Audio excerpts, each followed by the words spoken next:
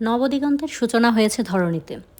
তবে আজকের সূচনাটা বেশ অন্যরকম। পাখির কিচিরমিচির, ভোরের নরম রোদ, কাচের জানালার ফাঁক গলিয়ে সূর্যের ম্যাজিক্যাল আলো ছায়া কিংবা অনুর গলা ছেড়ে বাজখাই চিৎকার সব কিছুই অনুপস্থিত আজ। ফোনে সকাল ৯টার অ্যালার্ম বেজে যাচ্ছে অনর্গল। ওরও চোখ মেলে শটান হয়ে শুয়ে শুভ্র সিলিংয়ের পানে চেয়ে চেয়ে আছে। আজ আর অ্যালার্ম ওর ঘুম ভাঙাতে পারেনি। ওরা পৃথিবীর উল্টো দিকে আছে, সে হিসেবে বাংলাদেশে এখন সন্ধ্যা রাত। রাত দিনের এই তারতম্যের কারণেই সারা রাত এপাশ ওপাশ করে নির্ঘুম কাটিয়ে দিয়েছে ওরু। তার উপর রাতের ওই ঘটনা, কথা নেই বার্তা নেই, একেবারে সিংহের গুহায় গিয়ে হাজিরা দিয়ে এসেছে। কি সাংঘাতিক ভাবলে এখনও পিলে চমকে ওঠে ওরুর। সকাল ৯টা বেজে ৩৫। অনু একটু আগেই রেডি হয়ে বেরিয়ে গিয়েছে হসপিটালের উদ্দেশ্যে। বলেছে কি একটা জরুরি কাজ আছে, তাই সকাল সকাল যাচ্ছে। বয়সের তুলনায় অনুর মধ্যে ম্যাচুরিটি ভাবটা অনেক বেশি। দায়িত্ব জ্ঞানের দিক দিয়ে সবচেয়ে সচেতন সে। আসলে বাস্তবতা যার দরজায় বেশি হানা দেয় সেই তত বেশি ম্যাচিওর হয়। এখানে বয়সের কোনো হাত নেই। ওরও তখনও শুয়েই ছিল, উদাসীন হয়ে কি জানে কি ভাবছিল। তখনই নিচ থেকে এক অপরিচিত কণ্ঠস্বর কানে ভেসে এলো ওর। গলার আওয়াজ শুনে মনে হচ্ছে পুরুষ মানুষ। লোকটা নিচ থেকে হাঁক পেরে পেরে ডেকে চলেছে তখন থেকে, যে কে, যে কে। আমি জানি তুই রুমে আছিস, নিচে নাম এক্ষুনি, নইলে কিন্তু আমি উপরে চলে আসবো, ইম্পর্ট্যান্ট কথা আছে। লোকটা আবারও ডাকতে যাবে, তখনই উপর থেকে ভেসে আসে মেয়েলি রিনরিনে কণ্ঠস্বর। শুনে হকচকিয়ে গেল সে। এই বাসায় মেয়ে কোত্থেকে এলো? ভুল অ্যাড্রেসে আসেনি তো? ওর রুম থেকে বেরিয়ে দোতলার করিডোরে দাঁড়িয়ে মালকিনের মতো করে গলায় আত্মবিশ্বাস জমিয়ে বলল, এখানে জেকে বলে কেউ থাকে না, ভুল বাসায় নক করছেন আপনি। অরুর কথা মাঝপথে আটকে গেল, কারণ ততক্ষণে পাশের রুম থেকে কৃতিকও বেরিয়ে এসেছে। লম্বায় অরুর চেয়ে দ্বিগুণ কৃতিক। ওর মুখভঙ্গিমা দেখতে হলে অরুকে মাথা উঁচিয়ে চাইতে হয়। এই মুহূর্তে অরু সেভাবেই তাকিয়ে আছে কৃতিকের মুখের দিকে। অনুভূতিহীন টকটকে ফর্সা মুখশ্রী জুড়ে দুদিন ক্লিন শেভ না করা খড় দাড়িগুলো মাথাচাড়া দিয়ে আছে। দাঁতে দাঁত চেপে আছে বলে তীক্ষ্ণ চোয়ালটা ব্লেডের মতোই ধারালো মনে হচ্ছে। লম্বা চুলগুলো এলোমেলো হয়ে কপাল ছুঁয়ে আছে। আর পেছনের দিক থেকে ঘাড় সেই সাথে এঁটে আছে গোলাকার দুটো ভাসা ভাসা চোখ। প্রথম দর্শনে ৩১ বছরের কৃতিককে অরুর চোখে গ্রিক গডের মতোই সুন্দর ঠেকল। Go back to your room, পাশ থেকে আসা একটা গমগমে আওয়াজে অরুর ধ্যান ভেঙে গেল। বেকুবের মতো পাশে তাকিয়ে উল্টো আবার প্রশ্ন করলো, ব্যাপারটা এমন যে আমাকে বলছেন? কারণ কৃতিকের দৃষ্টি এখনও একইভাবে সামনের দিকে স্থির। Go back to your room, শান্ত নিপ্রুপ কণ্ঠস্বর, তবে কথার মাঝে আটকে আছে কঠোর আদেশ। কৃতিকের এক্সপ্রেশন, বাচনভঙ্গি কিছুই মাথায় ঢুকলো না অরুর। ও উল্টো বাচালের মতো বলতে শুরু করলো, আরে আমি কেন রুমে যাব? দেখতে পাচ্ছেন না, কথা নেই বার্তা নেই, অন্যের বাসায় ঢুকে লোকটা জেকে জেকে বলে চেঁচাচ্ছে। ওটাকে আগে বিদায় করতে হবে। রুমে যেতে বলছি তোকে। এবার কাট স্পষ্ট বাংলায় অরুর মুখের দিকে তাকিয়েই কথাটা বলল কৃতিক। অরু ভয়ার্থ ঢোক গিলল। এক মুহূর্তের জন্য মনে হলো ও ৮ বছর আগের কৃতিকের সামনে দাঁড়িয়ে আছে। তার পরেই ওর ডান পিঠে মস্তিষ্কটা সচকিত হয়ে উঠল। ওর মনে মনে ভাবলো, উনি যা বলবে সেটাই আমাকে শুনতে হবে নাকি? আশ্চর্য, আমি কি এখনও ছোট আছি যে ওনাকে ভয় পাবো? মনে মনেই নিজেকে মিস সাহসী অফ দ্য ইয়ার অ্যাওয়ার্ডটা ছুঁড়ে মারল অরু। কি হলো, কথা কানে যায়নি? যাব না। এ যেন অরুর স্বঘোষিত স্নায়ুযুদ্ধ। কৃতিক নিজের চোখ দুটো বন্ধ করে মেজাজ সংবরণ করলো। তারপর রুষ্ট কণ্ঠে বলল, মুখে মুখে তর্ক আমার একদম পছন্দ নয় অরু। অরু কৃতিকের ঘুম ঘুম হাস্কি গলায় নিজের ছোট্ট নামটা শুনে আরও একবার বক্ষপিঞ্জরে কিছু একটা শক্ত টান অনুভব করলো। কেন যেন মনে হলো অরু নামটাও অনেক ভারী আর কঠিন। পৃথিবীর ইতিহাসে এই নামের অস্তিত্ব কোনো কালেই ছিল না। পৃথিবীর সব থেকে আনকমন নাম এটা।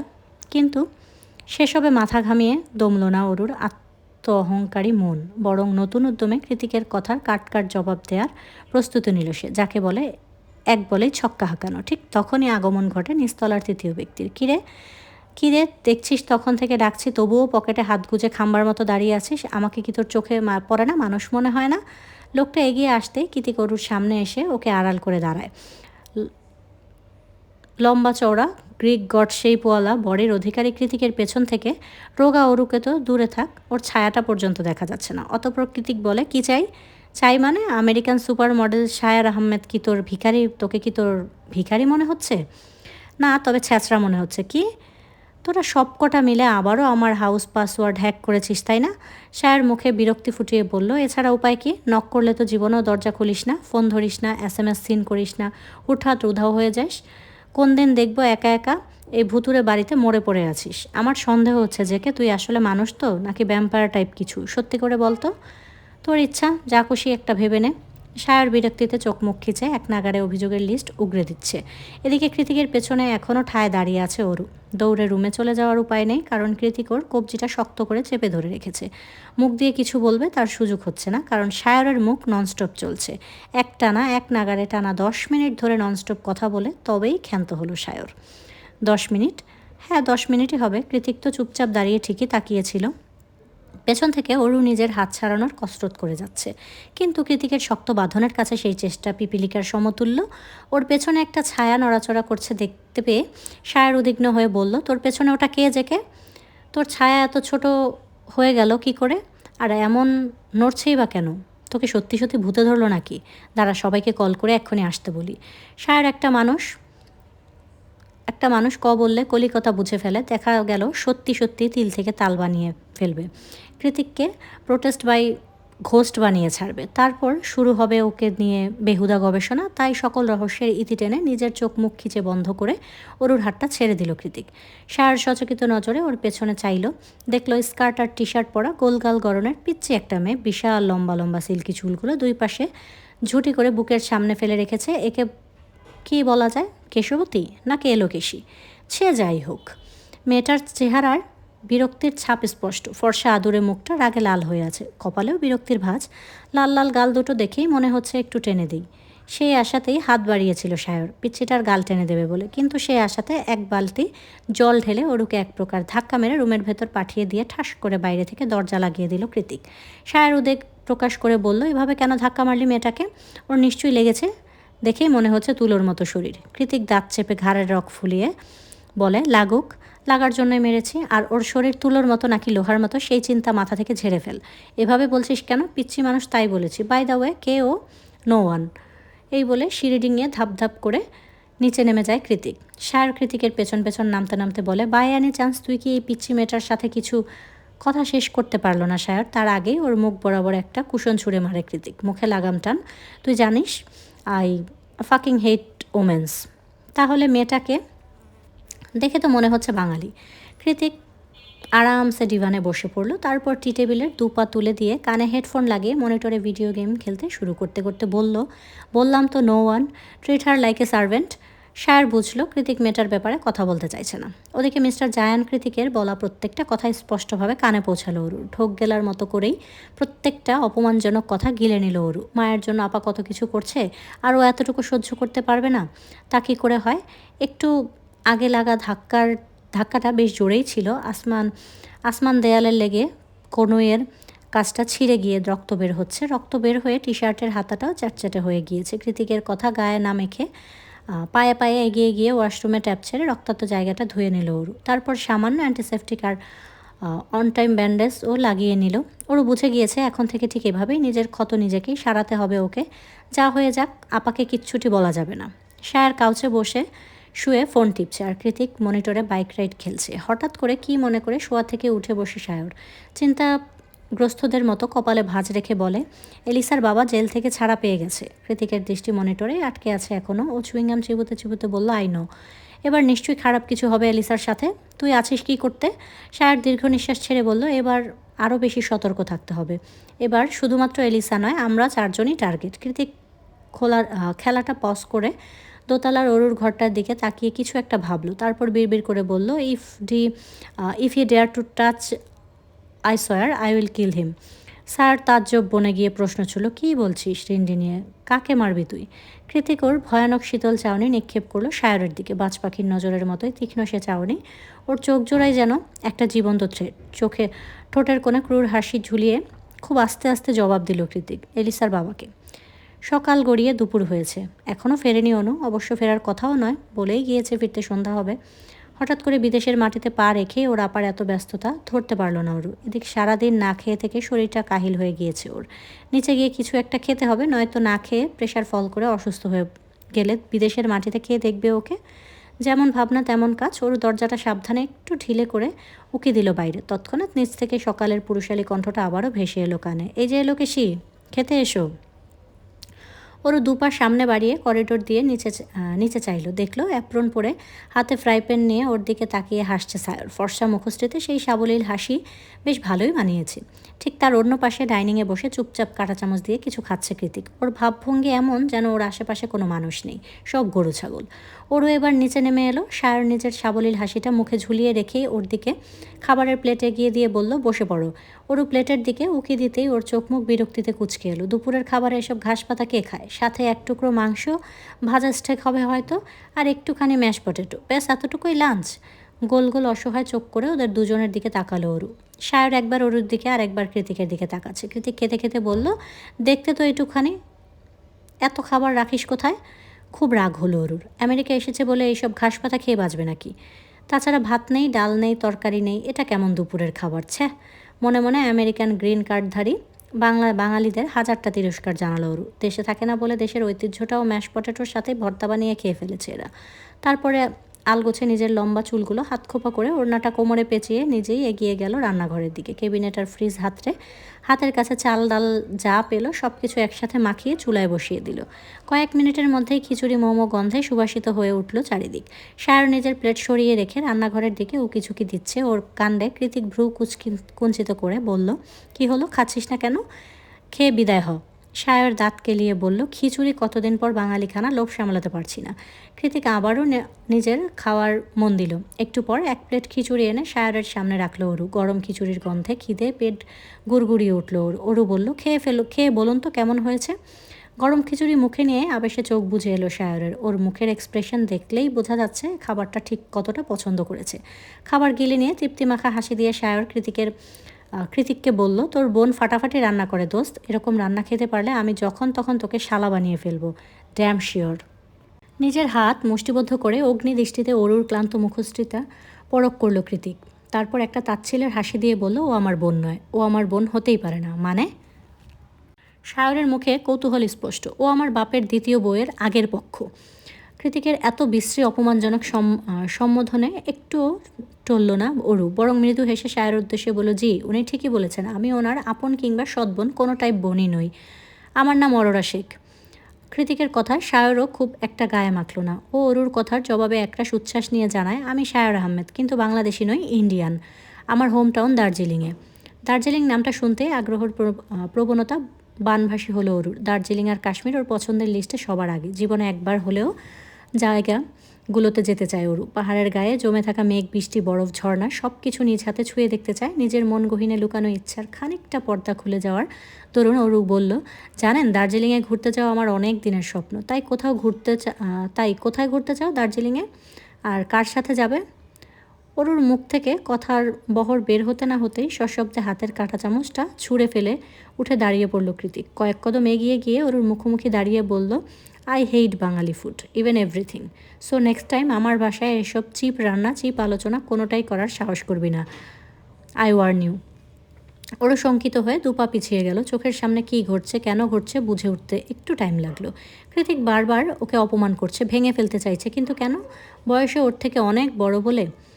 তবে অরু তো চুপ মেরে যাবার মেয়ে নয়। কৃতিকের সূক্ষ্ম অপমানের জবাবে অরু পাল্টা তীর ছুড়ল, বলল, আমি যতদূর জানি আপনি নিজেও খাঁটি বাঙালি, তার উপর নাম করা রাজনৈতিক বংশের ছেলে।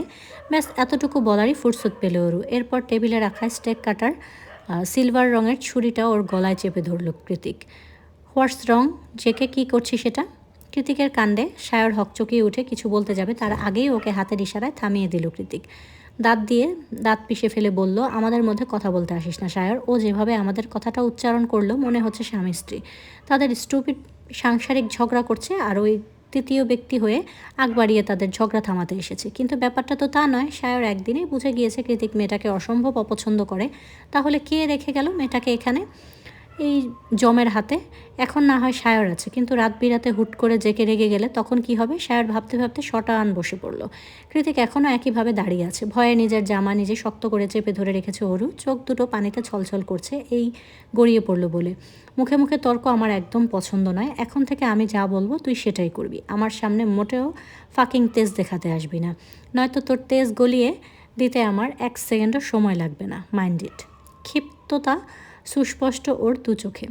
সেই সাথে মুখের কথাগুলো চপেটাঘাতের মতোই শক্তিশালী। তবুও কত নির্বিঘ্নে কথাগুলো বলে রুমে গিয়ে শব্দ করে দরজা লাগিয়ে দিল কৃতিক। কৃতিক চলে যেতেই অরুর চোখের জল বাঁধ ভেঙে যায়। অসহায়ের মতো নিজের চোখের জলকে থামাতে বারবার চোখ মুছছে অরু। অভিমানী কান্নায় নাকের ডগাটা লাল হয়ে গিয়েছে। সায়র এগিয়ে গিয়ে নিজের রুমালটা অরুর দিকে এগিয়ে দিল।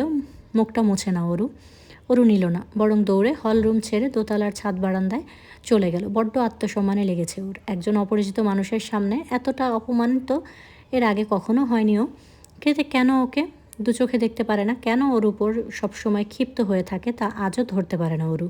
এদিকে সায়র নিজেও কৃতিকের কাণ্ডে বিরক্ত। কোনো এক অজানা কারণে অস্বাভাবিক রাগ ওর। কখনো কী কারণে রেগে যায় সেটা কেবল ওই জানে। আর একবার রেগে গেলে তো কথাই নেই। এমন সব ভয়াবহ কাজ করে যেগুলো স্বাভাবিক মানুষের দ্বারা সম্ভব নয়। এত রকচটা স্বভাব নিয়ে কৃতিক যে কী করে কলেজের প্রফেসর ভেবে পায় না সায়র। কিন্তু অরুর রেগে যাওয়ার মতো কিছুই করেনি। এত ছোট একটা মেয়ের সাথে এত বাজে ব্যবহার করার কি মানে আছে? আশ্চর্য, আনমনে বলে ওঠে সায়র। সন্ধ্যায় কৃতিককে বিদায় জানিয়ে চলে যায় সায়র। আজ রবিবার ছিল বলেই এসেছিল। প্রত্যেক সপ্তাহের ছুটির দিন এলিসা, সায়র নয়তো অর্ণব কেউ না কেউ কৃতিকের সাথে দেখা করতে এই জনমানবহীন নীরব স্টেটে আসে। নয়তো মাসের পর মাস গেলেও কৃতিকের কোনো খোঁজ মেলে না। কোনো সোশ্যাল মিডিয়া, না কোনো ইন্টারনেট, না কোনো ফেস টু ফেস আলাপ। অনেকটা অস্বাভাবিক লাইফস্টাইল বলা চলে ওর। স্বাভাবিক মানুষ এভাবে একা একা থাকলে দম বন্ধ হয়ে মারা যাবে নিশ্চিত। প্রয়োজনের বাইরে গিয়ে ও শুধু একটা কাজই করে, সেটা বাইক রাইডিং। কৃতিক সায়রকে এগিয়ে দিতে গেটের কাছে এলে সায়র গাড়িতে উঠতে উঠতে বলল, প্লিজ ভাই, মেয়েটাকে আঘাত করিস না, বড্ড মিষ্টি মেয়েটা। তুই ওকে রাখতে না চাইলে বলিস, আমি আমার বাসায় মিষ্টি পুতুল বানিয়ে সাজিয়ে রাখবো ওকে, তবু ওকে টর্চার করিস না, আই রিকোয়েস্ট ইউ। সায়রের কথায় জিভ দিয়ে গাল ঠেলে একটা তির্যক আর রহস্যময় হাসি দিয়ে কৃতিক বলল, আর ইউ কিডিং মি? নিজের হার্টবিটকে কেউ আঘাত করে? কিছু বললি? নাথিং। তুই যা, আর দয়া করে প্রত্যেক উইকেন্ডে 3 জন মিলে আমাকে জ্বালানোটা বন্ধ কর। সায়র নিজের ছাদ খোলা বিএমডব্লিউতে নিয়ে উল্টো পথে যেতে যেতে পেছনে না ঘুরতে হাত নাড়িয়ে বলল, see you in next weekend, bye. সন্ধ্যার দিকে অনু ফিরে আসে। রুমে গিয়ে পরনের মোটা কোট খুলে চারিদিকে খুঁজতে শুরু করে অরুকে, কিন্তু কোথাও অরু নেই। ও ডাকতে ডাকতে করিডোরে অন্য মাথায় গিয়ে দেখলো অরু চুপচাপ ছাদ বারান্দার মেঝেতে বসে আছে। হাত দুটো দিয়ে রেখেছে ঠান্ডা রেলিংয়ের উপর চিবুক। কাছ ঠেলে বারান্দায় পা রাখতেই হু হু বাতাসে হাড় হিম হয়ে এলো অনুর। এই ঠান্ডার মধ্যে অরু কী করে বারান্দায় বসে আছে বুঝে উঠতে পারল না অনু। তটস্থ গতিতে অরুকে টেনে ভেতরে নিয়ে আসলো। অরুর ফর্সা মুখ ঠান্ডায় নীলবর্ণ ধারণ করেছে। মুখটা শুকিয়ে এইটুকানি হয়ে আছে। ঠিক আছে বোন, দুপুরে খেয়েছিস? অনুর উদ্বিগ্ন প্রশ্নে সচকিত হয়ে উঠল অরু। শারীরিক ক্লান্তিটুকু ঝেড়ে ফেলে দিয়ে মুখে প্রশস্ত হাসি ঝুলিয়ে বলল, খেয়েছি আপা। ভেতরে হাঁসফাঁস লাগছিল, তাই বাইরে এসে একটু বসলাম। তুই খেয়েছিস? আর মা কেমন আছে? আমি দেখতে যাব মাকে। অনুস্বস্তির নিঃশ্বাস ছেড়ে বলে, মা আইসিইউতে আছেন অরু, এখন গেলেও কাছে যেতে পারবি না। তার চেয়ে বরং কেবিনে শিফট করুক, তখন না হয় যাবি। তোর কষ্ট হচ্ছে আপা, তাই না? না রে, কৃতিক ভাইয়া আগে ভাগে কোম্পানিকে সতর্ক করে রেখেছিল, তাই তারাই সব ঝামেলা সামলেছে। আমি তো শুধু মায়ের কাছে কাছে ছিলাম। দু বোন আরও অনেক সুখ দুঃখের আলাপ করছিল, তখনই নিচ থেকে কলিং বেল বেজে ওঠে। অনু বলে, তুই দাঁড়া, আমি গিয়ে দেখছি। একটু পর কতগুলো প্যাকেট নিয়ে ভেতরে আসে অনু। অরু কৌতূহল নিয়ে শুধায়, এগুলো কি আপা? মনে তো হচ্ছে বিরিয়ানির প্যাকেট। বিরিয়ানির নাম শুনতেই সারাদিন না খাওয়া অরুর পেট গুড়গুড়িয়ে ওঠে। কি বলিস আপা, তুই অর্ডার করেছিস? অনু এদিক ওদিক না বোধক মাথা নাড়ায়। তাহলে অনু প্যাকেটগুলো টেবিলে রেখে বলল, তুই দাঁড়া, আমি কৃতিক ভাইয়াকে একবার জিজ্ঞেস করে আসি। অনু কৃতিকের রুমে নক করে ঢুকলো। দরজাটা খোলাই ছিল। কৃতিক ল্যাপটপে কিছু একটা করছিল। তখন অনু একটু ইতস্তত হয়ে গলায় বলে, মানে ভাইয়া, আপনি কি কোনো খাবার অর্ডার করেছিলেন? কৃতিক সজোরে এদিক ওদিক মাথা নাড়ায়, যার উত্তর না। অনু নিরাশ হয়ে যেতে যেতে বলল, তাহলে মনে হয় কারো ভুল করে। অনু, পিছু ডাকে কৃতিক। অনু ফিরে তাকায়। আমার মনে হয় তোরা ফার্স্ট টাইম এসেছিস তো, তাই কোম্পানি তোদের ওয়েলকাম গিফট হিসেবে খাবারগুলো পাঠিয়েছে। আফটার অল তোরা চেয়ারম্যানের মেয়ে। অনু শুনে খুশি হয়ে গেল। উপর থেকে অরুকে ডেকে বলল, খা অরু, এগুলো কোম্পানি থেকে পাঠিয়েছে আমাদের জন্য।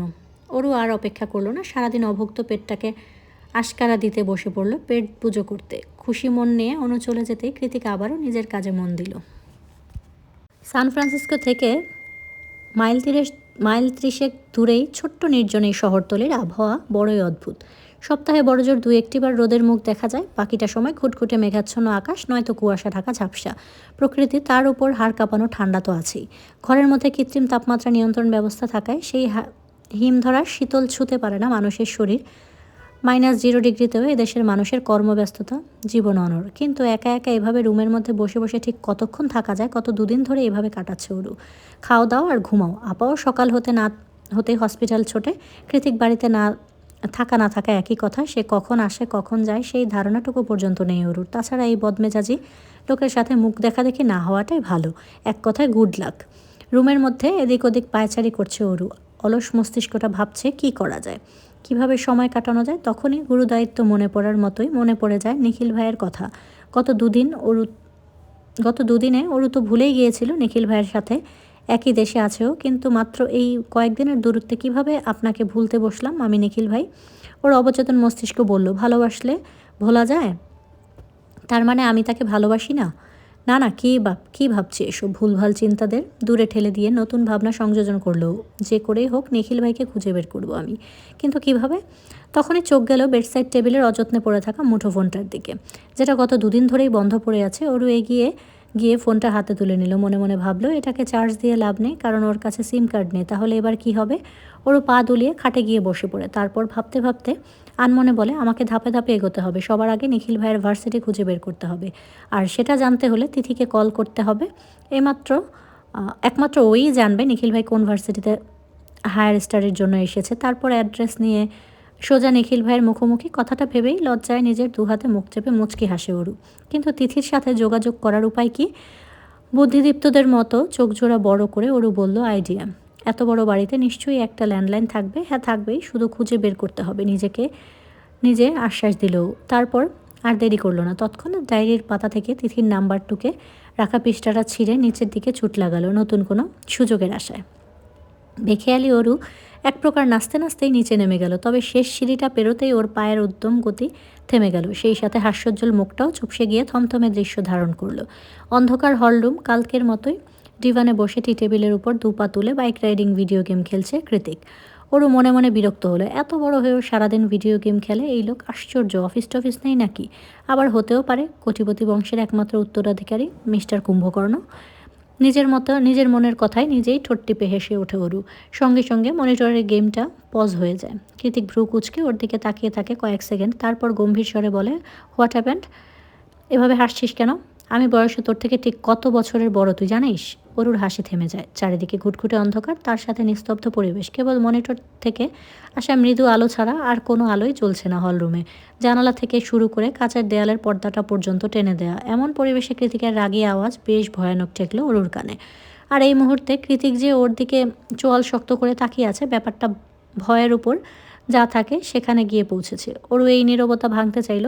তাই তো নিস্তব্ধতা কাটিয়ে রিনরিনে আওয়াজে বলল, আপনার অফিস নেই? কোন অফিস? এমা কী বলছেন? আপনাদের company J K group? Wait, J K? তার মানে কোম্পানিটা আপনার নামে। আর কালকে ওই ভাইয়াটা আপনাকে ডাকছিল জায়ান কৃতিককে ছোট করে জেকে বলে। আঙুল নাড়িয়ে নাড়িয়ে অরুর করা বিশ্লেষণ কৃতিক শুনছে। কি শোনেনি কে জানে। ও আবারও মনিটরে নজর দিয়ে বলল, আমার সামনে একদম হাসবি না তুই। তোর হাসিটা বিচ্ছিরি লাগে আমার। আর ওটা আমার নয়, তোর মায়ের অফিস। আর না ওখানে আমি বসি। তুই চাইলে অবশ্য বসতে পারিস। ওরও মনে মনে ভড়কায়, কী বলে এই লোক? আমি কেবল কলেজ পাশ করে অ্যাডমিশন নিলাম, উনি কি ঠাট্টা করছেন? মানুষ এত সিরিয়াস ফেস নিয়েও ঠাট্টা করতে পারে, অদ্ভুত। ওরও আর ঘাটায় না। কৃতিককে বেশি ঘাটালে হুট করে কী জানে কী অপমান করে বসে, তারই আত্মা নেই। তাই ওরও কথা ঘুরিয়ে বলছে যে লাইটটা জ্বালাতাম, একটু কাজ ছিল।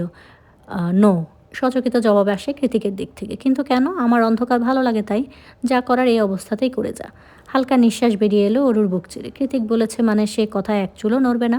তাই অন্ধকার হাতটাই ল্যান্ডফোনের সামনে গিয়ে সফেদ কার্পেট বিছানো মেঝেতে বসে পড়ল অরু। কাগজ থেকে খুব সাবধানে নাম্বারটা টুকে কল লাগালো তিথির নাম্বারে। কয়েকবার রিং পড়তেই কল ধরেছে তিথি। বাংলাদেশে তখন রাত 10টা কি 11টা।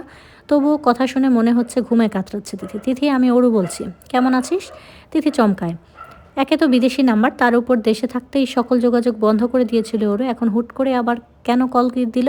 তিথি কিছু বলবে তার আগেই অরু বলে, তিথি আমার তোর সাথে অনেক কথা আছে, সব খুলে বলবো তোকে।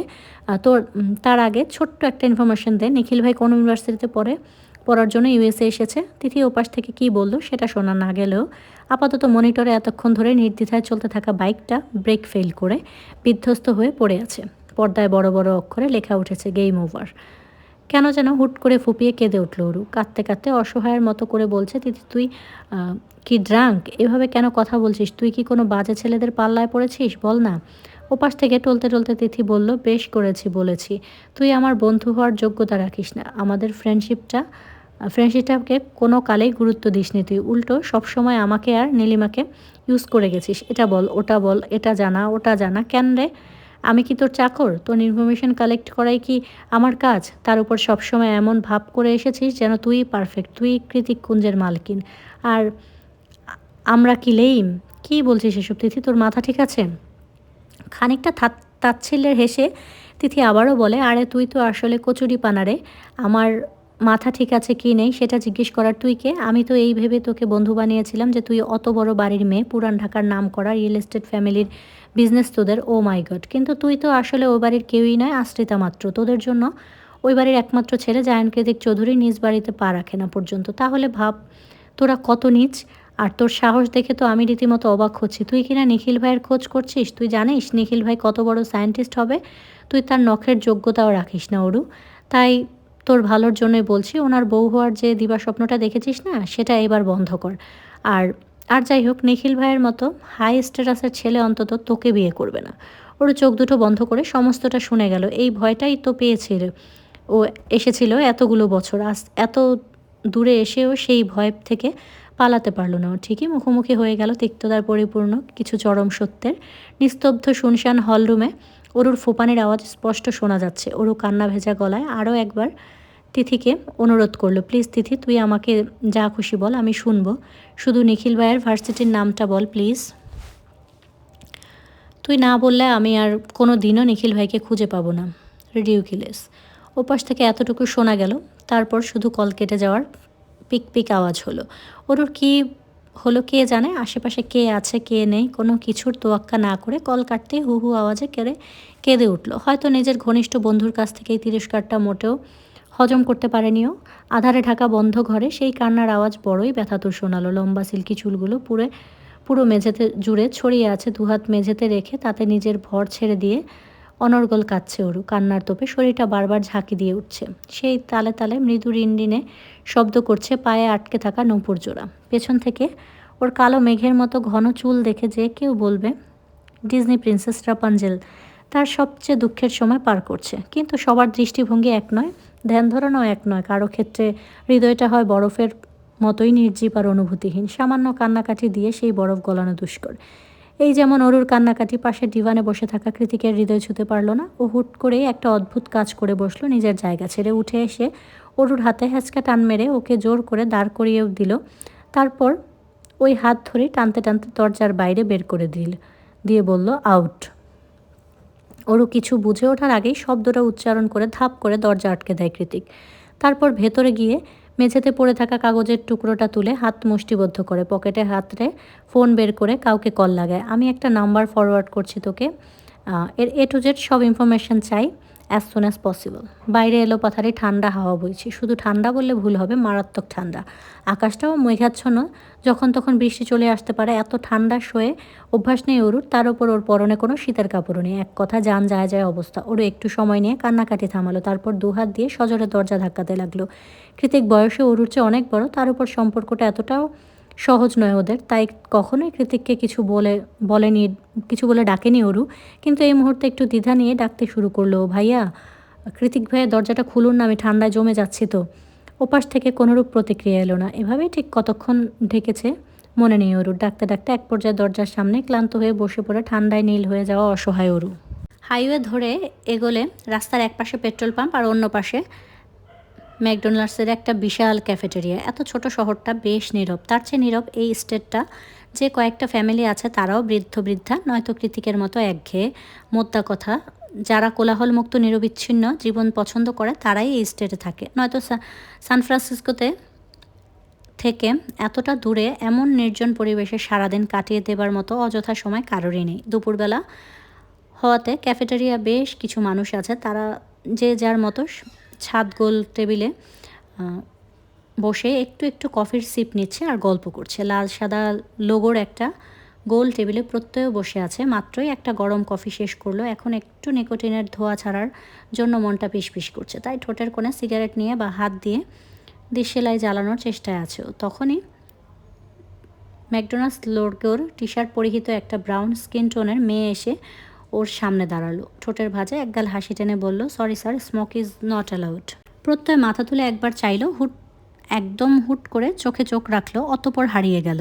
মেয়েটা সাদা ফ্যাটফ্যাটে চামড়ার নয়, বরং দুধে আলতা রঙের, মায়া ভরা চেহারা তার। প্রশস্ত হাসিতে স্নিগ্ধতা যেন উপচে পড়ছে ওর। ডাগর ডাগর চোখে কোনো কৃত্রিম সৌন্দর্য নেই, চোখে নিচের সূক্ষ্ম ডার্ক সার্কেলটাও তার সৌন্দর্যের সামিল। প্রচণ্ড ঠান্ডায় ক্যালিফোর্নিয়ার মানুষের যখন দিনাতিপাত করাই দুষ্কর, ঠিক তখনই প্রত্যয় আবিষ্কার করলো এক অজানা উষ্ণতায় ছেয়ে যাচ্ছে ওর হৃদয়ের কানায় কানায়। তাকিয়ে থাকতে থাকতে ঠান্ডা হাওয়ার ওর চোখের কোণে জল জমে গিয়েছে। তাও মনে হচ্ছে এটা শীত নয়, বসন্ত। এটা বরফ গলা হাওয়া নয়, বরং বাসন্তিক মন মাতানো হাওয়া। লোকটা এক ধ্যানে তাকিয়ে আছে দেখে এবার একটু ইতস্তত হয়ে হাত নাড়লো ওরু। Hello sir. প্রত্যয়ের ধ্যান ভেঙে যায়। ও তৎক্ষণাৎ হুড়মুড়িয়ে সিগারেটটা ডাস্টবিনে ছুঁড়ে ফেলে দেয়। Thank you sir. মুখে এক চিলতে সুশ্রী হাসি ঝুলিয়ে রেখে অনু চলে যায় অন্য কাস্টমারদের কাছে। প্রত্যয় বলতে চাইল, তুমি এমন করে আর কারোর সামনে হেসো না অপরিচিতা। তোমার এই মনোমুগ্ধকর হাসিটা হ্যাঁ, কেবল আমিই উপভোগ করতে চাই। কিন্তু ও পারল না। তার আগেই অন্য পাশ থেকে তর্কাতর্কিত আওয়াজ ভেসে এলো। প্রত্যয় খেয়াল করলো অনুকে ওরা কী বলছে। ভারী শরীরের গুন্ডার মতো একটা সাদা চামড়ার লোক দেখে মনে হচ্ছে টাল হয়ে আছে। স্মোকিং না করতে বলায় লোকটা ভীষণ চটে গিয়েছে অনুর ওপর। অযথা ইংরেজিতে গালাগাল করছে। এক কথায় দুই কথায় সব মানুষ জড়ো হয়ে গিয়েছে ওদের কাছে। ক্যাফেতে এই মুহূর্তে অনু আর ওর শিফটমেট ডেইজি ছাড়া কর্তৃপক্ষের কেউ নেই। তার উপর অনু 2 দিন হলো জয়েন করেছে মাত্র। কিভাবে কি সামাল দেবে কিছুই বুঝে উঠতে পারছে না। এক পর্যায়ে লোকটা রেগে মেগে গরম কফির মগটা ছুঁড়ে মারে অনুর দিকে। এমন ঘটনায় চোখ জোড়া খিচে বন্ধ করে নিল অনু। 1 সেকেন্ড 2 সেকেন্ড করে প্রায় 30 সেকেন্ড অতিবাহিত হয়ে যায়। শরীরের চামড়ায় গরম বিভৎস কোনো কিছুই অনুভব করতে পারল না। ব্যাপারটা কি হলো বুঝে উঠতে ভয়ে ভয়ে চোখ খুলে অনু দেখতে পায় একটু আগের সিলভার কালার শার্ট পরিহিত সেই লোকটা ওকে নিজের বাহুতে আড়াল করে চোখ মুখ খিচে দাঁড়িয়ে আছে। তার মানে কফিটা কি ওনার শরীরে পড়লো? হায় হায়। অনু ব্যস্ত হয়ে কিছু বলতে যাবে, তার আগেই লোকটা ওর দিকে একরাশ মায়া চোখ তাকিয়ে বলল, আরে ওকে? রিমঝিম বৃষ্টি আর বাজ পড়ার ভয়ানক শব্দ কানে আসতেই ঘুম ছুটে গেল কৃতিকের। হাত দিয়ে নিজের চুলগুলো ব্যাক ব্রাশ করতে করতে উঠে বসলো। ও ঘড়িতে তখন বিকেল 4টা। তখন অরুকে বাইরে রেখে এসে কাউচে শুয়েই কখন যে ঘুমিয়ে গিয়েছিল টেরও পায়নি। ওর কথাটা মাথায় আসতেই নিজের চুল নিজেই খামচে ধরল কৃতিক। ও নো, মাথা থেকে বেরিয়ে গিয়েছিল। মেয়েটা ঠিক আছে তো? এক মুহূর্ত অপেক্ষা না করে ছুটে গিয়ে দরজা খুলে দিল কৃতিক। দরজার সামনেই 2 হাঁটুতে মুখ গুজে বসে আছে অরু। চেতনা আছে কি নেই বোঝা যাচ্ছে না। বিদ্যুৎ গতিতে থরথর করে কাঁপছে ওর ছোট্ট শরীরটা। সেই সাথে জোর তালায় নিঃশ্বাস ফেলছে। দেখে মনে হচ্ছে শ্বাসকষ্ট হচ্ছে। মাত্রাতিরিক্ত ঠান্ডায় ফ্যাকাশে নীলবর্ণ ধারণ করেছে পুরো শরীর। অরুর এই অবস্থা দেখে আড়ালে দীর্ঘশ্বাস ত্যাগ করলো কৃতিক। তারপর আলগোছে বাচ্চাদের মতো করেই নেতিয়ে পড়া অরুকে দু হাতে তুলে নিল নিজের কোলে। ওর শরীর স্পর্শ করতেই চমকে ওঠে কৃতিক। বরফের মতোই ঠান্ডা হয়ে আছে শরীর। আরেকটু দেরি করে দরজা খুললে কি হতো কে জানে। একটানা 7 দিন তীব্র জ্বরের দাপদাহ আর সর্দি কাশির মতো বিদঘুটে অসুস্থতায় ভুগে তবেই সেদিন সারাবেলা বাইরে থাকার পাট চোকালো অরু। এখন জ্বর নেই মোটে। গত কয়েকদিন থেকে আজ শরীরটাও বেশ হালকা লাগছে, তবে খুশখুশে কাশিটা যেন পিছুই ছাড়ছে না। দিনের বেলা যেমন তেমন রয়ে শুয়ে যায়, কিন্তু রাত হলে যেন কাশির 14 গোষ্ঠী এসে ওর ঘুম হারাম করে দেয়। সাধে কি আর অরু এটাকে বিদঘুটে রোগ বলে? আজ মনে হচ্ছে এক ফালি রোদ উঠেছে পূর্বাকাশে। অরু উঠে গিয়ে জানালার পর্দা সমেত কাঁচ সরিয়ে দেয়। সঙ্গে সঙ্গে বরফ শীতল ঠান্ডা হাওয়া নাক চিরে ভেতরে প্রবেশ করলো। রোদের তাপ যতটা মনে হচ্ছিল ততটাও গাঢ় না। মুখ ভার করে আবারও জানালার কাছ টেনে দিল অরু। মনে মনে ভাবলো, এই ঠান্ডা বাতাস লেগে যদি আবারও জ্বরটা ফিরে আসে তাহলে আপা নির্ঘাত মেরে আলুর দম বানিয়ে দেবে। তবে পর্দাটা আর টানলো না। রুমের কোণ থেকে একটা বারস্টুল টেনে নিয়ে গালে হাত দিয়ে বসে পড়ল জানালার মুখোমুখি। প্রকৃতির আবহমান উত্থান পতন দেখতে দেখতে যখন ভাবলেশীন হয়ে পড়ে অষ্টাদশীর উদাসীন মন, তখনই রুমের বাইরে হাতের আঙ্গুল দিয়ে দরজায় টকটক সব আওয়াজ তুলে কড়া নাড়ে অষ্টাদশীর মনে গ্রিক গড খ্যাতি প্রাপ্ত সুদর্শন যুবক। অরু পেছনে ঘুরলো। তৎক্ষণাৎ দেখলো পুরো ফর্মাল ড্রেস আপে সপকেটে হাত গুজে দাঁড়িয়ে আছে কৃতিক। চুলগুলো আজ এলোমেলো নয়, বরং হেয়ার জেল দিয়ে পরিপাটি করা। সফেদ শার্টের উপর নেভি ব্লু কোট আর গ্রে রঙের রিস্ট ওয়াচ তাকে অসম্ভব মানিয়েছে। অবশ্য এটা নতুন কিছু নয়। প্রথম 2 দিন বাড়িতে সারাক্ষণ গেম খেলে কাটালেও গত 1 সপ্তাহ ধরেই তিনি রেডি হয়ে কোথাও যান কৃতিক। ওরও জানে না কৃতিক কোথায় যায়, আর জানতেও চায় না, কারণ ওর চোখে কৃতিক একজন নির্দয় মানব। কতটা অমানুষ হলে একজনকে এমন প্রতিকূল আবহাওয়ায় ঘর থেকে বের করে দিয়ে ঘুমিয়ে যেতে পারে মানুষ, ভেবে পায় না ওরু। আর না কৃতিকের কাছে এর কোনো জবাব আছে। এই লোক বেপরোয়া স্বভাবের জানতো ওরু, তবে তাই বলে এতটা, তাও বিনা কারণে। এখনও সেসব কথা ভাবলে মাথা জ্বলন্ত লাভায় টকবক করে ওঠে ওরুর। দ্বিতীয়বারের মতো কৃতিকের দরজায় টোকা দেওয়ার আওয়াজ পেয়ে সম্মোহন ফিরে পেল ওরু। তবে কোনো কথা না বলে শুধু জিজ্ঞেস দৃষ্টিতে নিক্ষেপ করলো কৃতিকের দিকে। জবাবে নিজ পকেটে হাত গুজে রেখে একটানা কয়েক মিনিট তাকিয়ে রইল কৃতিকের চোখ নিষ্প্রাণ, তবে তাকালে মনে হয় কথাদের রাজ্য এ চোখে বেশিক্ষণ তাকিয়ে থাকা যায় না। ওরও পারল না চোখ নামিয়ে সংশয় বোধ করলো। তারপর বাধ্য হয়ে জিজ্ঞেস করেই ফেললো, কিছু বলবেন? না। সশব্দে কথাটা বলে দ্রুত স্থান ত্যাগ করে চলে গেল কৃতিক। অজ্ঞাত ওরও কিছু না বোঝে সেদিকেই তাকিয়ে বিড়বিড়িয়ে বলল, এই লোকটা এমন কেন? ভারী অদ্ভুত। অবসেশন মানে ঘোর। হ্যাঁ, ওটাই। তুমি আমার প্রতি অবসেসড। অর্ণবার কিছু নয়। অযথা নিজের মূল্যবান সময় নষ্ট করিস না। আমার জীবনটা পদ্মপাতার জলের মতোই। আজ আছি, কাল নেই। দেখা গেল নিজ বাবার হাতেই বাক্যটুকু আর শেষ করতে পারল না এলিসা। তার আগেই ফোনের ওপাশ থেকে কড়া গলায় শাসিয়ে উঠল অর্ণব, চুপ করবি এলিসা? এই এক বাসি গল্প শুনিয়ে শুনিয়ে আর কতদিন দূরে সরিয়ে রাখবি আমাকে? যেদিন নিজ চোখে দেখবি সেদিন বুঝবি আমি কোনো বাসি কিংবা বেহুদা কথা বলছি না। যেদিন দেখব সেদিন তুই একা থাকবি না, আমরা 3 জনই তোর সাথেই থাকবো। নিজেকে এতটা হেল্পলেস ভাবার কিছুই নেই। আমার জন্য তোরা কেন বিপদে পড়তে যাবি? অর্ণব শীতল কণ্ঠে বলল, তুই আর আমরা কি আলাদা বল? এলিসা জবাব দেয় না। এই অর্ণবটাকে বুঝিয়ে হয়রানো নিজেই। কাজের কথা বলতে গেলেও ঘুরিয়ে ফিরিয়ে প্রেম টপিক চলে আসে। আশ্চর্য, কিন্তু অর্ণবই বা কী করবে? ভালোবাসা তার পরিস্থিতি বুঝতে চায় না, আর না মানতে চায় কোনো বাধা। নইলে এলিসার মতো নামকরা পকার প্লেয়ারকেই কেন ভালোবাসতে গেল ও? দুনিয়াতে আর কি কোনো ভালো মেয়ে ছিল না? একটা দীর্ঘশ্বাস ছেড়ে এলিসা শুধায়, এখন কোথায় আছিস? গাড়িতে। আজকেই ইউএসএ ফিরলাম। এর মধ্যে কৃতিক আবার কারো ডিটেলস চাচ্ছে, ওটা বের করে দিয়ে এখন বাসায় যাচ্ছি। তোদের জন্য আমার ডিটেকটিভ এজেন্সির জবটা না আর বৈধ থাকলো না। The great hacker Arnab Sayanta যদি বেস্ট ফ্রেন্ড হয়, তবে বেস্ট উইথ বেনিফিট কে না চায় বল? অর্ণব উচ্ছ্বাসিত গলায় বলল, চায় না? চল না আজ সিনেমা হলে গিয়ে ফ্রেন্ড উইথ বেনিফিট মুভিটা দেখি, শুধু তুই আর আমি। Heavy romantic movie. আমি 10-12-এরও বেশি দেখেছি। তুই একটা নষ্ট। বিরক্ত হয়ে কল কেটে দিল এলিসা। এই ছেলের সারাক্ষণ মাখো মাখো ভাব। কী করে এত নাম করা হ্যাকার হলো ও? তৎক্ষণাৎ ভাবনার সুতোয় টান পড়ল ওর। অযাচিত মন বলল, ওয়েট, কৃতিক কার ডিটেলস চাইলো অর্ণবের কাছে? নতুন করে আবার কার সাথে ঝামেলা পাকাতে চাইছে ও? ঘড়ির কাঁটায় ঠিক সন্ধ্যা 7টা। কৃতিক মাত্রই বাড়িতে এসেছে। বেশভূষা দেখে মনে হচ্ছে বাইক রাইডিংয়ে গিয়েছিল সে। পাসওয়ার্ড দিয়ে দরজা খুলে হলরুমের মধ্যখানে পা রাখতেই দুপা নিজ গতিতে থমকে গেল ওর। ভেতরে ক্রমান্বয়ে ছড়িয়ে পড়ল অজানা লাভডুড। সেখানেই কিছুক্ষণ এইভাবে দাঁড়িয়ে থেকে ধীরে ধীরে এগিয়ে এলো সবচেয়ে কর্নারের কাউচের দিকে। ঘাড়টা সামান্য কাত করে মুখে একটা বাঁকা হাসি ঝুলিয়ে রেখে দেখতে লাগলো ঘুমন্ত মেয়েটাকে। এই মেয়েটা ওর চেনা, খুব চেনা। যেখানে মেয়েদের প্রতি তীব্র অনীহা ওর, সেখানে এই হাঁটুর বয়সী মেয়েটার প্রতি আদম্য আসক্তি। অথচ এই অনুভূতিগুলো কত বছর ধরে অস্বীকার করে যাচ্ছে ও। খুবই সন্নিকটে একজনার উপস্থিতি স্পষ্ট, অথচ তখনও হলরুমের নরম গদিতে হাত পা ছড়িয়ে ছিটিয়ে ঘুমাচ্ছে উরু। গভীর ঘুমে তলিয়ে থাকায় জামা কাপড়েরও হদিস নেই। প্লাজো টি শার্ট দুটোই জায়গা থেকে সরে গিয়ে শরীরের অর্ধাংশ উন্মুক্ত। হলরুমে জ্বালিয়ে রাখা বিস্তর ফকফকে সাদা আলোয় সে সব কিছুই কৃতিকের চোখে দৃশ্যমান। ও না চাইতেও এক ঝলক পা থেকে মাথা অবধি পরখ করল ওরুকে। হুট করেই কেমন ঘোর লেগে গেল চোখ দুটোতে। নেশাগ্রস্তের মতোই চোখ দুটো ঝাপসা লাগছে ওর। গলাটা শুকিয়ে কাঠ হয়ে আসছে। বারবার জিভ দিয়ে শুকনো অধর ভিজিয়ে যাচ্ছে। চোখের সামনে শুয়ে থাকা অরুর লতানো নারী দেহ ভাঁজগুলো বড্ড আকর্ষণীয় লাগছে কৃতিকের চোখে। বয়সের তারতম্য, সম্পর্কের জটিলতা সব কিছু কয়েক মুহূর্তের জন্য ভুলতে বসেছে দ্য গ্রেট পার্সোনালিটি খ্যাত জায়ান কৃতিক চৌধুরী। মেয়ে মানুষ নাকি তার অ্যালার্জি। ভার্সিটির টিচার থেকে স্টুডেন্ট সবাই তো এটাই জানে। কিন্তু এখন এই মুহূর্তে এমন কেন হচ্ছে? 8 বছর আগের তৈরি হওয়া প্রণয়ের শক্তি কেনই বা হুট করে মাথাচাড়া দিয়ে উঠছে? তাহলে কি কৃতিক অরুকে নয় বরং নিজ অনুভূতিকে ঘৃণা করে? সৎ মায়ের মেয়ের প্রতি এতটা দুর্বলতা কোনো সমাজই মেনে নেবে না, বাঙালি সমাজ তো একদমই না। তাই তো নিজে বাঙালি হয়েও বাঙালিদের প্রতি এত রাগ ওর।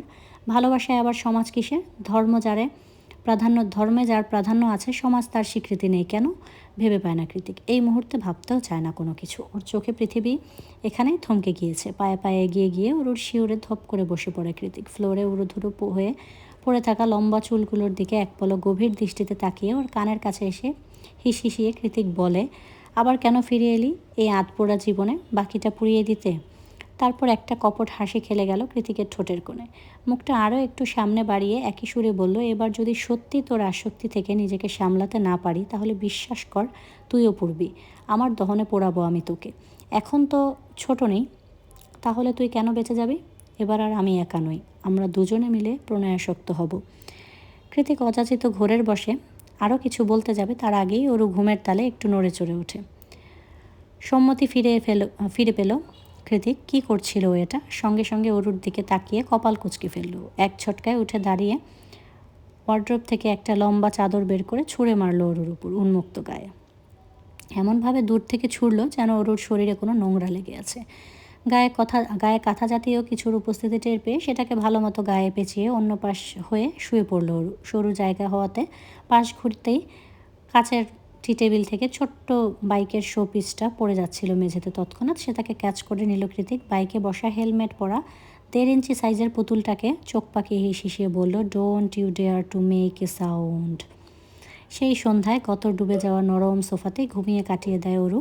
যখন ঘুম ভাঙে তখন রাত 9:35। চারিদিকে ঘুটঘুটে অন্ধকারাচ্ছন্ন পরিবেশ। ঘুমের রেশ কাটিয়ে আড়মোড়া ভেঙে উঠে বসতেই সেদিনের মতো বিশাল মনিটরে এক ফলে তীক্ষ্ণ আলো এসে চোখে লাগে অরুর। সেই আলোতে কৃতিকের উপস্থিতি স্পষ্ট। কানের উপর কানপট্টির ন্যায় বড় বড় হেডফোন লাগিয়ে নির্দ্বিধায় গেমিং রিমোট কন্ট্রোলটায় হাত নাড়িয়ে যাচ্ছে সে। পরনে বাইকারদের মতো ব্ল্যাক লেদার জ্যাকেট, যার সামনের দিকে চেইনটা পুরোপুরি খুলে ঘাট থেকে খানিকটা নামানো, যার দরুন ভেতরের পরিহিত কালো গেঞ্জি দৃশ্যমান। তার উপর শরীর চর্চা করে কৃত্রিম উপায়ে বানানো অ্যাপসগুলোকে এইটুখানি স্কিনি স্যান্ডো গেঞ্জিতে আড়াল করতে পারছে না মোটেই। অন্ধকারে বসে বসে আর চোখে এইসবই দেখছিল অরু। ঠিক তখনই রুমের লাইট জ্বলে সব কিছু আলোকিত হয়ে যায়। তীক্ষ্ণ আলো চোখে পড়ায় কপাল কুঁচকে চোখ দুটো খিচে বন্ধ করে নিল অরু। হাঁ করে না থেকে মুখের লালা পরিষ্কার কর। সামনের মনিটরে ধ্যান রেখেই বলল কৃতিক। চোখ বড় বড় করে কৃতিকের মুখের দিকে তাকালো অরু। আগের মতোই ভাবলেশীন মুখশ্রী। তবে অরু আর ভাবলেশীন হয়ে বসে থাকতে পারল না। হঠাৎ এরূপ পচানি খেয়ে ভেবাচাকা হয়ে তৎক্ষণাৎ আলগোছে চুল বাঁধতে বাঁধতে দৌড়ে উপরে চলে গেল। তার কয়েক মুহূর্ত পরে আবারও নিচে নেমে অসহায় মুখ নিয়ে কৃতিকের সামনে এসে দাঁড়ায় অরু। কী সমস্যা? ভ্রু কুঁচকে প্রশ্ন ছড়ে কৃতিক। অরুর চোখ মুখে অসহায়ত্ব, কণ্ঠে কাঁদো কাঁদো ভাব। কোনো মনে কান্না আটকে রেখে ও বলল, আপা এখনও ফেরেনি, প্রতিদিন তো সন্ধ্যায় ফিরে আসে, তো আমি কি করব? ভাবলেশীন জবাব কৃতিকের। আপনার ফোনটা একটু দিন, আপাকে কল করব। ল্যান্ডলাইন দিয়ে কর, নাম্বার জানি না তো। ফোঁস করে একটা নিঃশ্বাস ছেড়ে পকেট থেকে ফোন বের করে অরুর হাতে দেয় কৃতিক।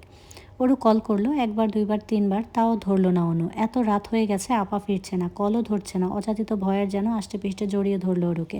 অজস্র খারাপ চিন্তায় পেটের মধ্যে নাড়িভুড়ি কেমন উগড়ে আসতে চাইছে, কিন্তু না, সেসবের বদলে উগড়ে আসলো কান্নারা। অনেক চেষ্টা করে কৃতিকের সামনে স্থির থাকতে পারল না অরু। ধপ করে মেঝেতে বসে ফুপিয়ে কেঁদে উঠল। আবার সেই একই কান্নার আওয়াজ। অরু কি বোঝে না? কোনো এক অজানা কারণে এই আওয়াজ ভেতরটা ছিঁড়ে যায় কৃতিকের। গলা কাটা মুরগির মতোই ছটফট করে ওঠে ওর হৃদয়টা। ইচ্ছে করে সব কিছু ধ্বংস করে ফেলতে। ভেতরে যা হচ্ছে হোক, সেসব কে পাত্তা না দিয়ে আপাতত অরুকে রামধমক দিয়েই শুধালো কৃতিক। কী হয়েছে? ভ্যাভ্যা করছিস কেন? অরু কাঁদতে কাঁদতে জবাব দেয়, আপা কল তুলছে না। এখানে আসার পর থেকে আপা কেমন যেন ব্যস্ত হয়ে গিয়েছে, এখন আবার কলটাও ধরছে না। পার্ট টাইম জব করলে ব্যস্ত হবে না তো কী হবে? মুখ টিপে টিপে বলল কৃতিক। কিছু বলছেন? না, তুই কান্নাকাটি অফ কর, তোর কান্নার আওয়াজ বিরক্ত লাগে। আমি কাঁদলেও আপনার বিরক্ত লাগে, হাসলেও বিরক্ত লাগে, করবোটা কি আমি? চুপ করে থাকবি? ওরও তাই করলো, চুপ হয়ে বসে রইল। এমনিতেই কৃতিকের সামনে কেঁদে ফেলেছে, এখন ভাবতেই কেমন লজ্জা করছে ওর। ও তো এতটাও বাচ্চা স্বভাবের মেয়ে নয়, যথেষ্ট স্ট্রং। ওরুর ভাবনার ছেদ ঘটে কৃতিকের আওয়াজে। আমি বের হয়ে আশেপাশে খুঁজে দেখছি, তুই থাক। ওরু একটু হেঁচকি তুলে বলল, আমিও যাব, নিয়ে যান না। ম্যাকডোনাল্ডস ক্যাফেটেরিয়ার পার্কিং লটে গাড়ি পার্ক করে আশেপাশে রাস্তায় হাঁটছে কৃতিক আর অরু। ওভারসাইজ ডেনিমের পকেটে হাত ঠুকিয়ে গা ছাড়া ভাব নিয়ে হাঁটছে কৃতিক। দেখে মনে হচ্ছে ওর মধ্যে চিন্তার লেশমাত্র নেই। ওদিকে ওরু ভেবে পাচ্ছে না হসপিটালে না গিয়ে ওকে এখানে কেন নিয়ে এলো পাগল লোকটা। আপাতত হসপিটালে ওরু বার কয়েক জিজ্ঞেস করেছে আগ বাড়িয়ে, কিন্তু কৃতিকের সোজাসাপটা উত্তর, আশেপাশে খোঁজ এখানেই পেয়ে যাবি। ওরু সেই তখন থেকে এদিকে ওদিকে হন্য হয়ে ছুটছে, সোডিয়ামের আলোয় যতদূর চোখ যায় কোথাও কোনো মানুষ নেই। ক্যাফেটা বন্ধ হয়ে গিয়েছে খানিকক্ষণ আগে, অথচ অনুর দেখা নেই। আচ্ছা, তোর পেটের মাঝখানের তিলটা কি আসল? যখন ছোট ছিলি তখন তো দেখিনি। পাহাড়ি আঁকাবাঁকা রাস্তায় ওরু যখন অনুকে খুঁজতে খুঁজতে পাগল প্রায়, ঠিক তখনই কৃতিক জ্ঞানী ব্যক্তিদের মতো ভাবুক হয়ে এই ছাপড়ি প্রশ্ন করে বসে। এই মুহূর্তে কৃতিকের কথায় ওর গোপন তিলকের খবর জানায় অবাক হবে নাকি আহাম্মকের মতো প্রশ্ন করায় গিয়ে ঠাড়িয়ে থাপ্পড় মারবে ঠিক বুঝে উঠতে পারল না। তাই যত যাই হোক বয়সে ওর চেয়ে দ্বিগুণ বড় কৃতিক, তবে কিছু তো কথা শোনানোই যায়। সেই উদ্দেশ্যে ঘুরে পেছনে এগিয়ে এলো অরু। তখনই উল্টো দিক থেকে ডাক পড়লো অরু।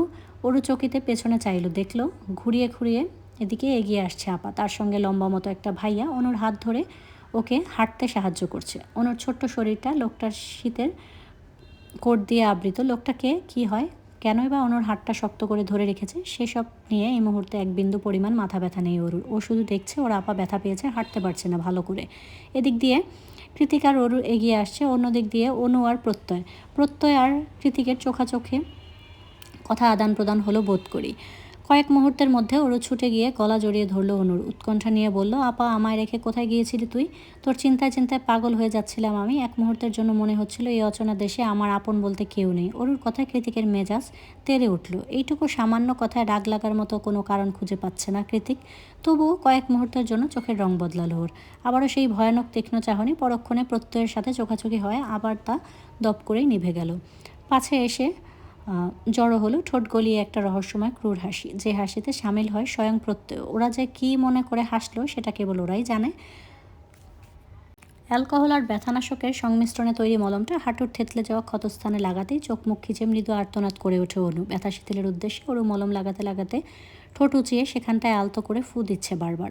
হয়েছে ওরু, এইটুকুনি তো ব্যথা, আর মলম লাগাতে হবে না। ওরু মুখের আদলে সিরিয়াস ভঙ্গিমা নিয়ে বলে, এইটুখানি ব্যথা 2 হাঁটু থেতলে জখম হয়ে গিয়েছে, কি করে এমন হলো বলো তো?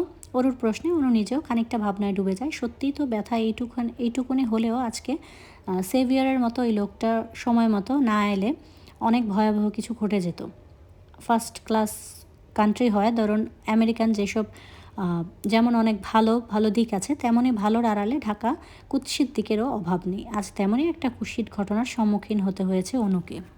দেখতে দেখতে কখন যে কৃতিকের এই ছোট্ট ডুপ্লেক্স বাড়িটায় একটা মাস কাটিয়ে দিল টেরই পায়নি অরু। সময় যে কেন এত তাড়াতাড়ি চলে যায় কে জানে।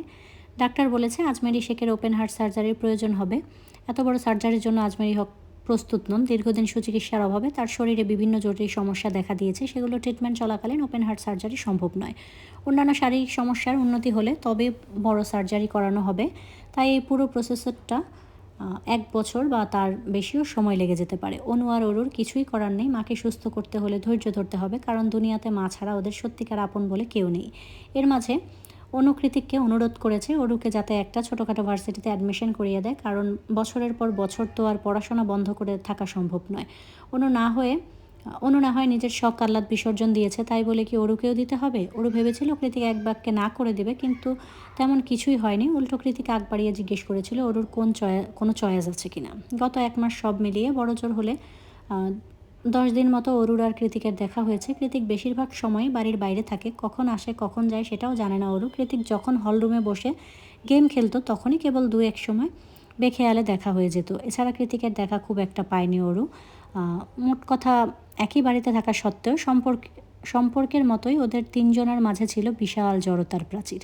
কিন্তু এই প্রাচীর কতদিন স্থির থাকে কে জানে। কৃতিকের মতো বেপরোয়া আর একরোখা স্বভাবের মানুষের জন্য এই প্রাচীর ভেঙে ফেলা খুব কঠিন কিছু নয় কি?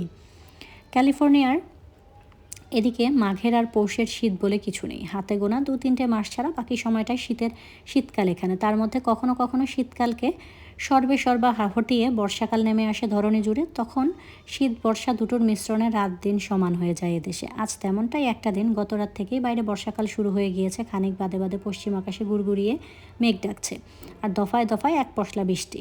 সূর্য না ওঠার দরুন ঠান্ডারাও যেন জেঁকে বসেছে একদম। এই আলো আধারি আবহাওয়ার মাঝেও ওর মনটা আজ ভীষণ ভালো। কেনই বা ভালো থাকবে না? সান ফ্রান্সিসকো স্টেট ইউনিভার্সিটিতে অ্যাডমিশন হয়েছে ওর। আগামীকাল থেকে আবারও নতুন করে পড়াশোনা অধ্যায় শুরু হবে ওর জীবনে। না, নিজের জীবনের ওপর যতটা অভিযোগ করেছিল ততটাও খারাপ নয় জীবনটা।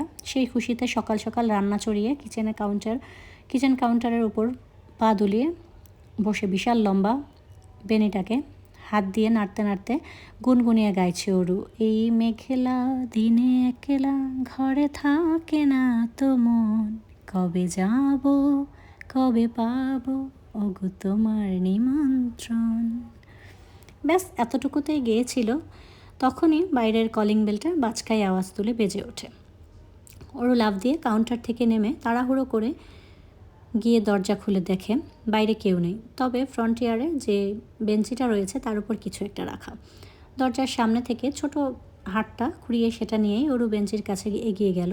গিয়ে দেখলো তাজা টকটকে লাল গোলাপের একটা বুকে, তার মাঝখানে উইশকার্ট, ফোটা ফোটা বাড়িধারা জমে ফুলগুলোকে আরও বেশি সতেজ দেখাচ্ছে। প্রথমে তাজা গোলাপে মুখ ডুবিয়ে প্রাণ ভরে শ্বাস নিল ওরু, তারপর উইশকার্টটা খুলে পড়তে শুরু করলো, যেখানে গুটি গুটি ইংরেজি অক্ষরে লেখা many many happy returns of the day J K sir from S. ব্যাস এতটুকুই। উইশকার্টটা পরে ভ্রু কুচকে ডুপ্লেক্স বাড়িটার দোতলার কর্নারের রুমটায় দৃষ্টি নিক্ষেপ করে ওরু, যেখানে এই মুহূর্তে কৃতিক ঘুমিয়ে আছে। প্রায় 2 দিন পর কাল মাঝরাতে বাড়ি ফিরেছিল কৃতিক। রাতে যখন ওরু পানি পান করতে নিচে নেমে আসে তখনই দেখতে পায় কৃতিককে অন্ধকার রুমে কাউচের উপর বসে মোবাইলের ফ্ল্যাশ জ্বালিয়ে নিজের পায়ে নিজেই ব্যান্ডেজ করছে। ব্যান্ডেজ করা হয়ে গেলে গায়ের জামা কাপড়গুলো ওখানেই ছুঁড়ে ফেলে দিয়ে খোঁড়াতে খোঁড়াতে নিজের রুমে চলে যায় কৃতিক। পরে অবশ্য ওরু নিজেই কৃতিকের জামা কাপড়গুলো লন্ড্রিতে দিয়েছিল, কিন্তু ক্ষত কী করে হলো সেটা আর জিজ্ঞেস করা আর সাহস হয়ে ওঠেনি। দেখা গেল জিজ্ঞেস করতে গেলে উল্টো থাপ্পড় মেরে গাল লাল করে দিল। যেচে পড়ে মান সম্মান খোয়ানোর ইচ্ছে নেই ওরুর। তার উপর কথায় কথায় যে অপমান সহ্য করে সেই ঢের। মনে মনে কথাগুলো ভেবে নিয়ে বুকে সমেত ঘরে চলে গেল ওরু। বেলা তখন 10টা কি 11টা, বাইরে বৃষ্টি নেই, তবে কালো মেঘে ছেয়ে আছে চারিপাশ। তখনই একেবারে তৈরি হয়ে একটা ব্ল্যাক বেল্টের ঘড়ি হাতে পেঁচাতে পেঁচাতে নিচে নামলো কৃতিক। দেখেই মনে হচ্ছে বাইরে যাবে, তবে যাওয়ার আগে বাদ সাধে ওরু। তাজা গোলাপের বুকেটা সামনে বাড়িয়ে দিয়ে একগাল হেসে বলে, হ্যাপি বার্থডে ভাইয়া। ভাইয়া শব্দটা উচ্চারণ করতেই ওরুর একটু কষ্টই হলো বই কি।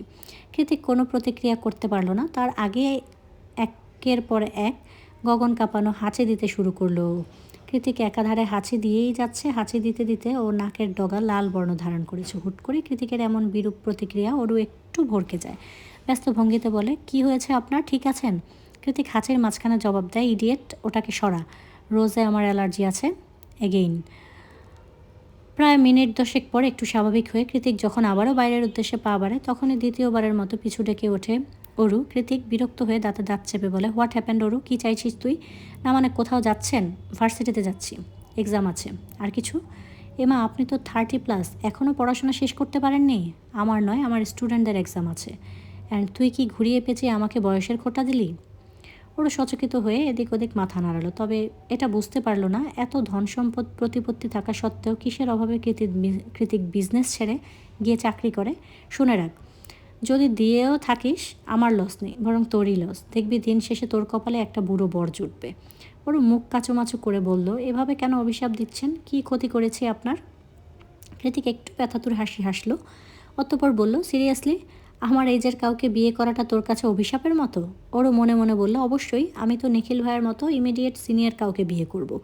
ওরও চুপ হয়ে গিয়েছে দেখে কৃতিক ঘড়িতে নজর দিয়ে দ্রুত হাঁটা দিল। তখন আবারও দৌড়ে ওর সামনে গিয়ে দাঁড়ালো ওরুর বলা একটু আগের কথায় কৃতিকের মেজাজ এমনিতেই তুঙ্গে, তার উপর এখন বারবার পথ আটকাচ্ছে মেয়েটা। কী চাইছে ও? রাগের তোপে দাঁত কটমট করতে করতে কৃতিক বলে, কি চাই? যাবি আমার সাথে? পকেটে করে নিয়ে যাব? উঠবি পকেটে? আয় তাহলে। ওরু এদিক ওদিক মাথা নাড়ায়, মাথা গরম হয়ে আছে ওরু। রাস্তা ছাড়, নয়তো তোর ওই নরম গালে কষিয়ে একটা থাপ্পড় দেবো আমি, যেটা আমি দিতে চাচ্ছি না। আর শুকনো ঢোক গিল। ওরু শুকনো ঢোক গিলল, একটা প্যাকেট এগিয়ে দিল কৃতিকের মুখের দিকে। কৃতিক ভ্রু কুঞ্চিত করে বলল, কি এটা? ওরু ভয়ে ভয়ে মাথা নিচু করে জবাব দেয়, পায়েস। আজ আপনার জন্মদিন, তাই জানেন আপা বলে আমার হাতের ডেজার্ট নাকি অমৃত। সম্পর্ক যেমনই হোক না কেন আপনি তো আমার ভাইয়ের মতো, তাই না? ওরুর বলা শেষ কথাটা তীরের ফলার মতোই মস্তিষ্কে গিয়ে আঘাত করলো কৃতিকের। ও চুপচাপ প্যাকেটটা হাতে নিল, অতঃপর দুকদম এগিয়ে গিয়ে প্যাকেটটা ময়লার ডাস্টবিনে ফেলে দিল।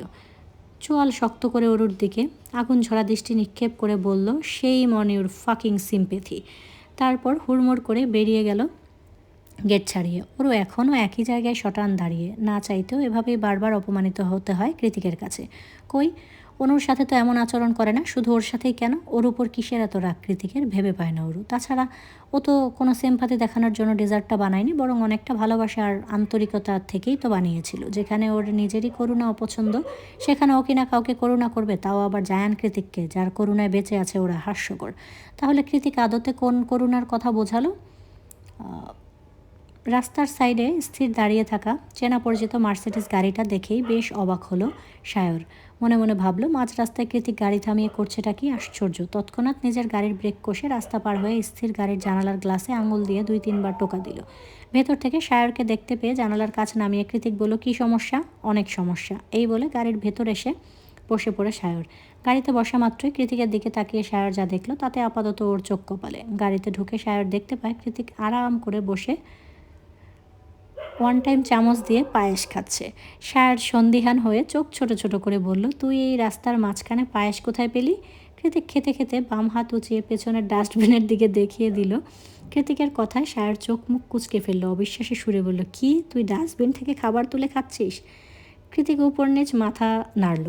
ছি কৃতিক, ছি, তুই এখনও এতটাও অসহায় হয়ে যাসনি যে ওখান থেকে খাবার তুলে তোকে খেতে হবে। আমরা এখানে আছি কী করতে? বাই দ্য ওয়ে, আমাকে একটু দে, ইটস লুক ইয়াম্মি।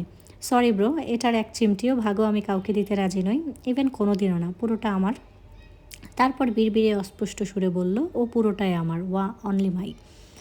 সায়ের বোঝার চেষ্টা করে বলল, তুই আবার ডেজার্টের প্রতি এতটা অবসেসড হলে কবে? কৃতিক মনে মনে বলে, ঠিকই বলেছিস, শি ইজ মাই ডেজার্ট। কথাটা বলতে গিয়ে এক চিলতে মৃদু হাসি খেলে গেল ওর ডার্ক ব্রাউন ঠোঁট জুড়ে। তারপর আবারও তলিয়ে যায় গভীর ভাবনায়। আনমনে বিড়বিড়িয়ে বলে, তোর আপা ঠিকই বলে হার্টবিট, তোর রান্না করা ডেজার্ট অর্মিত। কৃতিকের কথার টোন ধরতে পারছে না সায়র। ও কখনোই এতটা নরম সুরে ঠোঁটে হাসি রেখে কথা বলতে দেখেনি কৃতিককে। জায়ান কৃতিক অলওয়েজ স্ট্রং থাকতে পছন্দ করে, উইক বিহেভিয়ার ওর দ্বারা হয় না। তাহলে হুট করে হলোটা কি, ভাবছে সায়র। একমাত্র ড্রাঙ্ক হলে এমন আচরণ করে কৃতিক। তাই উদ্গ্রীব হয়ে Sayar শুধালো, are you okay bro? Kritik কুটিল হাসি হেসে জবাব দেয়, one day you will meet someone Sayar, and it literally take your breadth away. তখন ভালো মন্দ, ঠিক বেঠিক, উচিত অনুচিত কোনোটাই মস্তিষ্কে আটকায় না। যা এসে হৃদয়ে আটকায় সেটা হলো কাছে পাবার প্রবণতা, অ্যাট অ্যানি কস্ট। তাকে চাই। ইউনো, আমি জায়ান কৃতিক চৌধুরী মাত্র ডাস্টবিন থেকে তুলে এনে খাবার খেয়েছি। It was warm and I feel so much happy. Sayar ওর কথার আগামাথা কিছুই বুঝতে পারল না। কার কথা বলছে ও?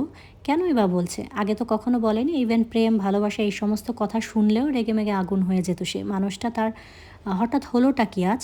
চোখেতে প্রশ্ন ছুড়ল সায়র। ব্রো, ওই ডেজার্টে কিছু মেশানো ছিল না তো?